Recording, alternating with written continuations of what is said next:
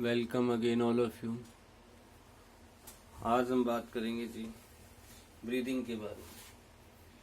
ठीक है, ये आप पहले भी आपने पढ़ लिया कि it is also part of respiration. ये भी किसका पार्ट है? ये रेस्पिरेशन का पार्ट है। ठीक है, अब आप पढ़ोगे कि ये क्या चीज है जी, लिखोगे इसके अंदर। सबसे पहले आप, it is the process by which it is the process by which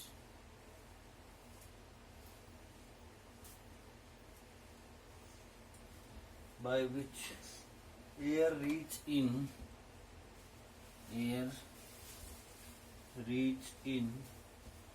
oxygen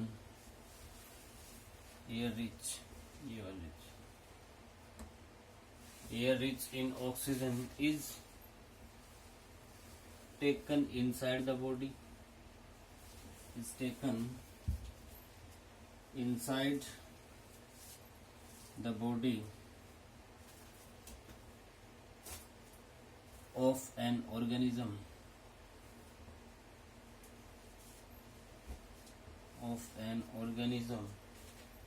and air reach in carbon dioxide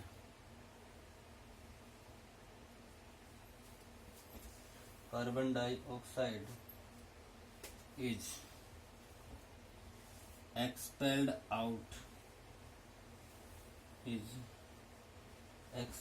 out from the body. It is the process, ये वो प्रोसेस है जी by which air rich in oxygen, जो air oxygen में rich होगी, जिसमें oxygen ज्यादा होगी, is taken inside the body, उसको कहाँ लिया जाता है? बॉडी के अंदर लेके जाते हैं, किसी भी कोई भी ऑर्गेनिज्म हो। And air rich in carbon dioxide, जो एयर कार्बन डाइऑक्साइड में रीच होगी उसको बाहर निकाल दिया जाता है बॉडी से, और यही होल प्रोसेस क्या कहलाती है? आपकी ब्रीदिंग कहलाती है। ठीक है, तो यानी दो काम हो रहे हैं, एक तो आप टेकन इनसाइड कर रहे हो और एक क्या कर रहे हो? Expelled out. दो, एक बाहर भी निकाल रहे हो और एक अंदर भी लेके जा रहे हो, तो ये दोनों प्रोसेस अलग अलग होगी। तो इसी में आगे बढ़ रहे हैं हम। इनहेलेशन क्या होता है? इनहेलेशन क्या होता है? ठीक है, तो लिखोगे the taking in of air, the taking in of air which is rich in oxygen,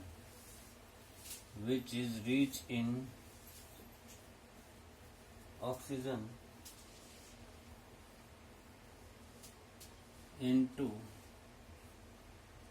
the body during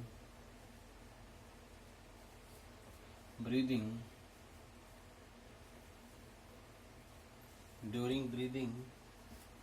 is called inhalation.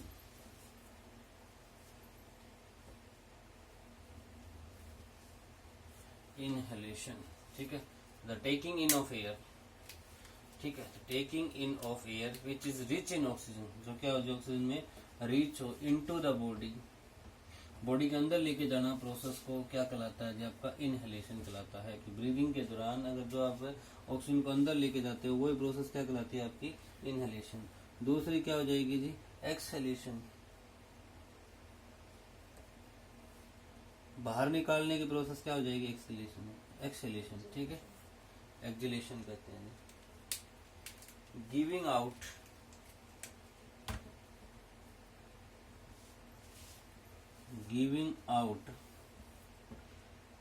और गिविंग आउट कह दो, चाहे फिर कह सकते हो आप एक्सपेलिंग आउट, बाहर निकालना। ठीक है, द एयर, कौन सी बाहर निकालते हैं एयर? जो रीच होनी चाहिए किसमें जी? कार्बन डाइऑक्साइड में, which is reach in carbon dioxide, which is rich in carbon dioxide is called exhalation. ठीक है, एक्सहेलेशन क्या होगा, पहले आपने देखा थी ब्रीदिंग की हमने 2 काम बताए कि ऑक्सीजन को टेकिंग इनसाइड लेना, ठीक है, और एक्सपेल आउट करना। तो सिर्फ टेकिंग इन कहलाता है आपका इनहेलेशन, और बाहर निकालना ही क्या कहलाता है जी, एक्सहेलेशन। ठीक है, तो ये था आपका इनहेलेशन और एक्सहेलेशन के बारे में। ठीक है, एक बार नोट करके लिख लीजिएगा जी। अगर आपसे पूछ लिया जाए कि ब्रेथ का क्या मतलब होगा जी, ठीक है, ब्रीथ का क्या मतलब होगा, ब्रेथ का क्या मतलब होगा, तो लिखोगे ब्रीथ मीन्स, इन दोनों को मिला के ही कंप्लीट आपकी क्या होती है जी, ब्रीदिंग होती है। ठीक है, तो a breath mean 1 inhalation plus 1 exhalation. एक इनहेलेशन और एक एक्सहेलेशन कंप्लीट होगा, मिल जाएगा, दोनों को ऐड कर देंगे तो आपका क्या बन जाएगा, एक कंप्लीट ब्रीथ बन जाएगा। ठीक है जी, समझ आ गई होगी आपको यहाँ तक। तो ये था आपका ब्रीदिंग के बारे में बेसिक। अब हम आगे चलते हैं जी। एक बात हमेशा ध्यान रखिएगा जी, तो ब्रीदिंग प्रोसेस है ये ऑलवेज कंटिन्यूस प्रोसेस है, ये कभी नहीं रुकती अगर कोई लिविंग बींग्स है तो।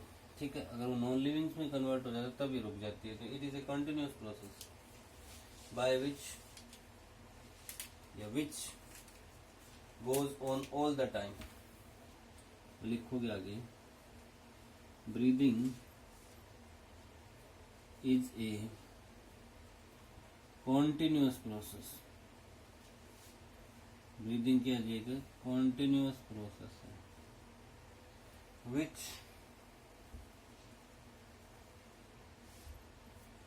goes on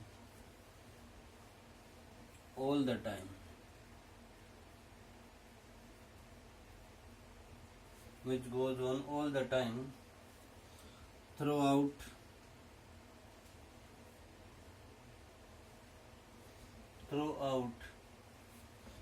our life, throughout our life। ठीक है, तो ये ब्रीदिंग है, ये कंटिन्यूस प्रोसेस होगी, कभी नहीं रुकेगी, जो अपनी पूरी लाइफ के ड्यूरिंग चलती रहती है। ठीक है, आगे ये कहाँ होती है प्रोसेस, तो इसके बारे में लिखोगे आप, the process of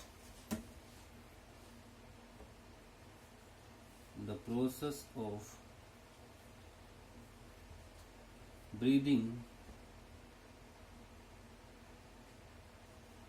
the process of breathing takes place in our lungs। ये कहाँ होती है, हमारे लंग्स के अंदर। ठीक है, लंग्स किसके साथ कनेक्टेड होते हैं, तो lungs are connected to our nostrils।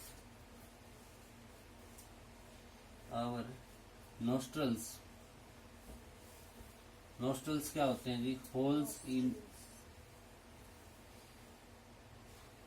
in the nose। जो आपकी नाक के अंदर होल्स होते हैं इनको कहा जाता है नोस्ट्रिल्स। ठीक है, तो the process of breathing takes place in our lungs. Lungs किसके साथ कनेक्टेड होते हैं, आपके नोस्ट्रिल्स के साथ कनेक्टेड होते हैं। नोस्ट्रिल्स का मतलब हो गया जो होल्स होते हैं नोज के अंदर, आपने देखा होगा 2 होल्स होते हैं नोज के अंदर, इन्हीं को कहा जाता है नोस्ट्रिल्स। ठीक है, थ्रू आउट किसके द्वारा कनेक्टेड होते हैं, थ्रू आउट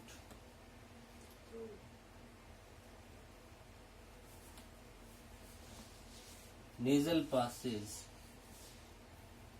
एक नेजल पासेज होता है और इसको कह देते हैं हम नेजल कैविटी और nasal cavity and wind pipe.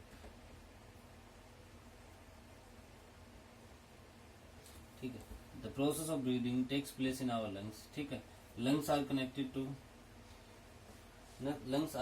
To nostrils, क्या क्या होते हैं जी, होल्स इन द नोज, ठीक है, थ्रो नेजल पासेज, ठीक, नेजल पैसेज और nasal cavity and windpipe, ठीक है, इनके द्वारा कनेक्ट होते हैं। आपको डायग्राम अटैच कर दिया जाएगा, जिसके बाद आपको पता लग जाएगा कि नोस्ट्रिल्स क्या है, आपका नेजल कैविटी क्या है और विंड पाइप क्या होगी, ठीक है। अब क्या होगा जी, when we inhale air,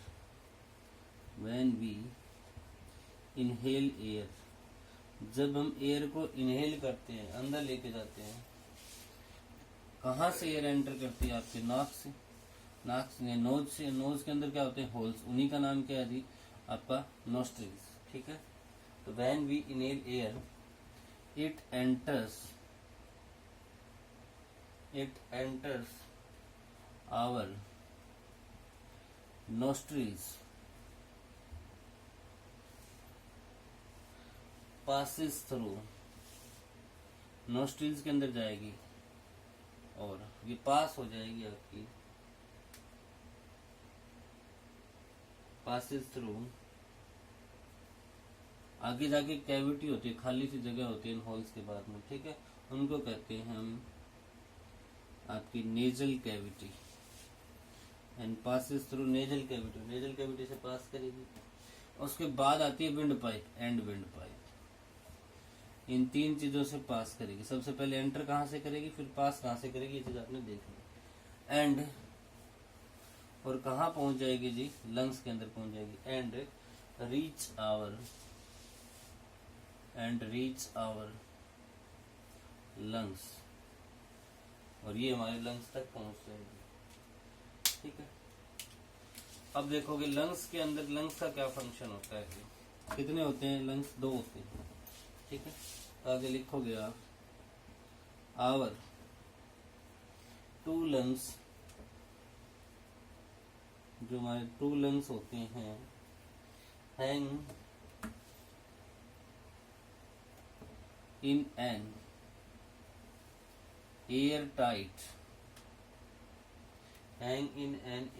space in our body called chest। ये हैंग, लंग्स जो आपके लंग्स है, ये कहाँ हैंग करते हैं जी, आपके ये हैंग करते हैं आपके चेस्ट के अंदर, ठीक है। और इनको प्रोटेक्ट करने के लिए ऊपर रिब केज होता है, जिसको पंसलिया वगैरह कहते हैं आपका, ठीक है। तो around the chest cavity is the rib cage। तो अगर आपसे पूछ ले कि रिब केज का क्या काम होता है, पंसलियों का क्या काम होता है, तो इनका काम होता है जी लंग्स को प्रोटेक्शन प्रोवाइड करना, ताकि बाहर एक्सटर्नल फोर्स कोई लगे तो इनके ऊपर डायरेक्ट चोट ना लगे, ये काम होगा जी आपका रिब केज का, ठीक है। तो और 2 लंग्स हैंग करते हैं चेस्ट कैविटी के अंदर, चेस्ट के अंदर होते हैं, और चेस्ट कैविटी के बार बार क्या होता है जी, आपका रिब केज होता है, ठीक है। नेक्स्ट पॉइंट चलते हैं जी, अगर चेस्ट के बॉटम पे जाके देखोगे तो एक स्ट्रक्चर होती है क्राउड शेप की सीट टाइप स्ट्रक्चर, उसको हम कहते हैं जी डायफ्राम, ठीक है। लिखोगे जी आप, at the bottom of chest, at bottom of chest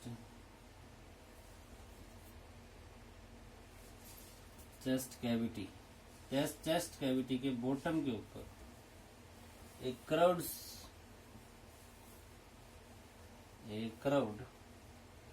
seat of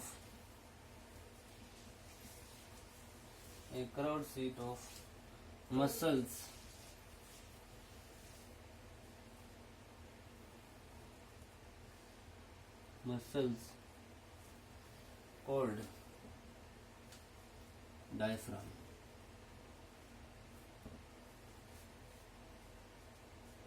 ठीक है। तो जो चेस्ट कैविटी होती है उसके नीचे कुछ एक कर्व्ड सीट होती है जी मसल्स की, उनको क्या कहा जाता है, डायफ्राम कहा जाता है, ठीक है। नेक्स्ट पॉइंट चलते हैं, breathing involved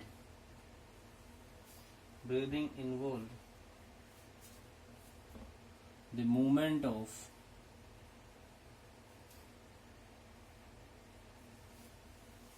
rib cage and diaphragm. Breathing के कारण क्या होता है, रिब केस और डायफ्राम दोनों की मूवमेंट होती है। ठीक है, मूवमेंट का मतलब दोनों अपनी पोजीशन को चेंज करते हैं। सबसे पहले हम बात करेंगे जी, ठीक है, सबसे पहले हम बात करेंगे इसी के अंदर ब्रीदिंग इन करेंगे तो क्या प्रोसेस होगी। देखो जी, ब्रीदिंग इन, इसको क्या कहते हैं हम, इनहेलेशन। याद होगा आपको, अंदर ले जाना सांस का ही क्या कहलाता है जी, इनहेलेशन। इसमें क्या क्या प्रोसेस होगी, तो अगर आप इनहेलेशन करके देखो जी, अगर आप इनहेलेशन अंदर सांस लेके जाते हो तो जो आपकी रीब केस है वो अपवर्ड मूव करेगा और बाहर की तरफ मूव करेगा जी। जैसे आप अंदर सांस लेके जाओगे तो ये प्रोसेस होगी, तो लिखोगे आप रीब केस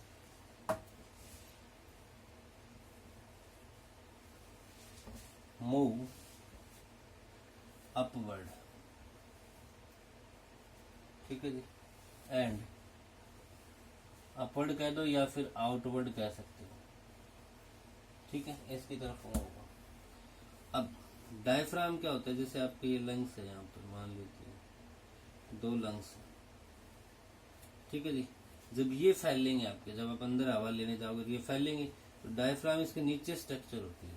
तो अगर ये फैलेंगे यहाँ पर तो डायफ्राम को क्या होना पड़ेगा, और नीचे होना पड़ेगा, यानी इसकी साइज को क्या हो जाएगा, छोटा, ठीक है। तो डायफ्राम कहाँ मूव करेगा जी, मूव डाउनवर्ड, ठीक है। इसके बाद दोनों क्या करेंगे जी, दोनों के कारण क्यों हो रहे हैं, ये अपवर्ड क्यों मूव कर रहे हैं, ये नीचे क्यों मूव कर रहे हैं। ये नीचे इसलिए मूव कर रहा था कि इनका साइज बढ़ जाए, इसी तरह रिब केस भी अपवर्ड इसलिए मूव कर रहा था कि इनका साइज बढ़ जाए लंग्स का, और लंग्स का साइज बढ़ जाएगा जिनके अंदर एयर क्या आ जाएगी, ज्यादा स्टोर हो जाएगी, ठीक है। तो ये हो जाएगा जी बोथ इंक्रीज, दोनों क्या करते हैं, both increase the space in chest cavity, दोनों क्या करते हैं, चेस्ट कैविटी के अंदर स्पेस को इंक्रीज करने का काम करते हैं जी, ठीक है। As the chest cavity become larger, as the chest cavity become larger, जैसे ही चेस्ट कैविटी लार्जर होगी, air is sucked in, air is sucked in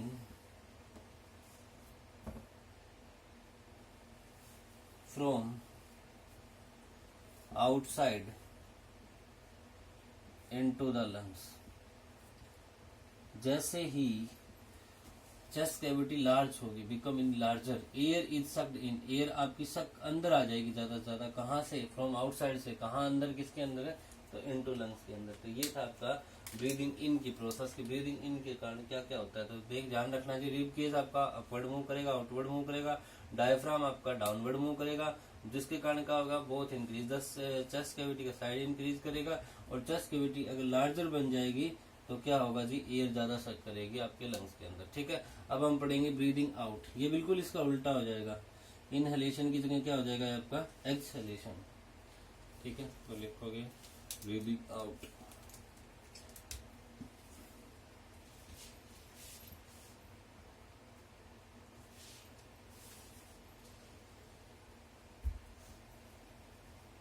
exhalation. Rib cage इसमें अब उल्टा करोगे तो डाउन अपवर्ड नहीं मूव करेगा जी, इसमें क्या मूव करेगा ये, डाउनवर्ड, और आउटवर्ड नहीं मूव करेगा, ये क्या करेगा, इनवर्ड। तो ये हो जाएगा आपका अपवर्ड ना मूव करके क्या मूव करेगा जी, डाउनवर्ड एंड अप, और ये क्या होगा, आउटवर्ड ना करके क्या करेगा, इनवर्ड, ठीक है। अब डायफ्राम क्या काम करेगा जी, जैसे लंग्स थे आपके 2, मान लेते हैं ये 2 लंग्स है आपके, यस। अब ये डायफ्राम है नीचे, अब एयर इसके अंदर भरी हुई है जी, तो इस एयर को बाहर निकालना। डायफ्राम नीचे से क्या करेगा, पुश करेगा इसको ताकि बाहर निकल जाए। तो ये डाउनवर्ड नहीं मूव करेगा। अब डायफ्राम कहाँ मूव करने लगेगा, ऊपर, तो यानी कि अपवर्ड मूव करेगा। ठीक है, बोथ क्या करेंगे, अब की बार साइज इंक्रीज होगा कि डिक्रीज होगा, तो साइज क्या कर जाएगा जी, decrease the shape in chest cavity, दोनों क्या कर देंगे, डिक्रीज कर देंगे। As the chest cavity become larger की जगह क्या बन जाएगी, अब स्मॉलर। अब एयर इज स्टक्ड इन नहीं होगी जी, एयर इज सक्ड आउट हो जाएगी, बाहर हो जाएगी। ठीक है, एयर इज सक्ड आउट किससे, फ्रॉम लंग्स से, फ्रॉम लंग्स। ठीक है जी, बिल्कुल उसकी उल्टी प्रोसेस होगी। ठीक है, तो ये ध्यान रख लेना जी आप इसके अंदर। ठीक है, तो ये था आज आपका आज का लेक्चर जी। आई होप आपको अच्छा लगा होगा। अगर वीडियो अच्छी लगी हो तो प्लीज लाइक जरूर करें जी, चैनल को सब्सक्राइब करना ना भूलें और शेयर करना भी ना भूलें। अगर वीडियो अच्छी लग रही है तो प्लीज कमेंट करके भी जरूर बताएं जी वीडियो कैसी लग रही है आपको। Thank you, have a nice day.